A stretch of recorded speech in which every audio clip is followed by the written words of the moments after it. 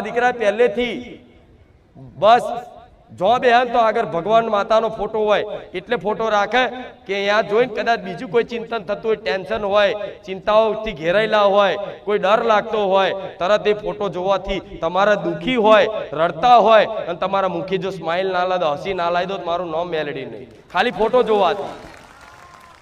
એ તમારો દીકરો નાનો દીકરો હશે ને તો એ પગે લાગતો થઈ જશે ધીરે ધીરે ધીરે.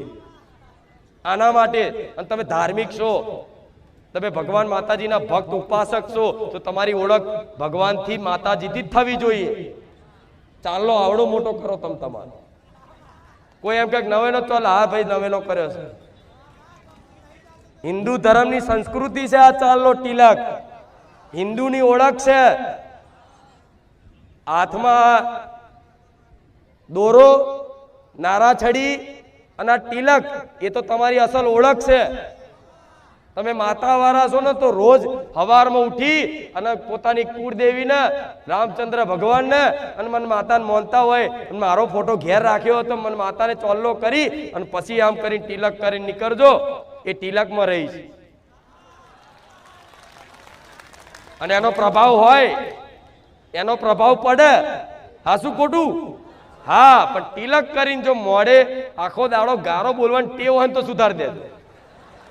અમુક લોકો તો સવારમાં ઉઠો ને તો આથી જ તે બસ શું કેવું, સવાર જ ગારોથી ચાલુ થાય. આમથી આવતી મજાક મસ્તીમાં ગારો, હેરતા ચેરતા ગારો, કોઈ ભાઈબંધ મળે તોય ગારો. અલે વાણી તો એક દાડો પવિત્ર રાખો. લાવો વાણીને, સરસ્વતી લાવો. જેટલી વાણીએ સરસ્વતી બિરાજમાન થશે ને આપે રૂપે ભગવાનનો વાસ હૃદયમાં થશે. પહેલી વાણી શુદ્ધ થવી જોઈએ, વાણી પવિત્ર હોવી જોઈએ. વાણી પવિત્ર ક્યારે થશે? જ્યારે એવા ભક્તોનો સંગ કરશો. નારા ગારો વાળા એવા મિત્રોની ભાઈબંધી કરો તો એવું થાય ને. એવું કે છે?